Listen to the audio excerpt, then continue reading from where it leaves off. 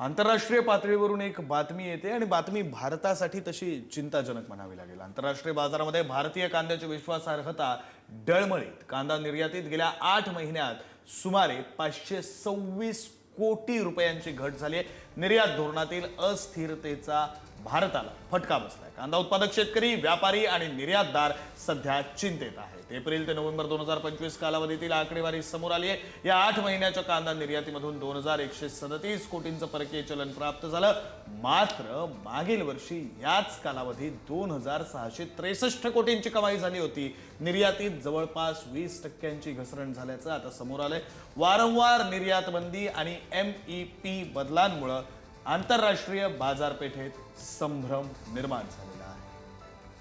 अधिकचा तपशील देत आहेत प्रतिनिधी किरण ताजने। किरण, देशाच्या कृषी निर्यातीत महत्वाची भूमिका बजावणाऱ्या कांदा क्षेत्राला चालू आर्थिक वर्षामध्ये मोठा धक्का बसल्याचं स्पष्ट झालंय। एप्रिल 2025 ते नोव्हेंबर 2025 या 8 महिन्यांच्या कालावधीत देशाला कांदा निर्यातीमधून जवळपास 2137 कोटी रुपयाचे परकीय चलन मिळाले।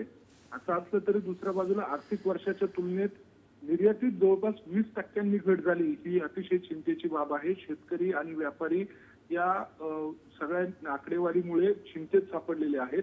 एक महत्वाची बाब म्हणजे परकीय चलन या सगळ्या निर्यातीमधून भारताला मिळत असतं।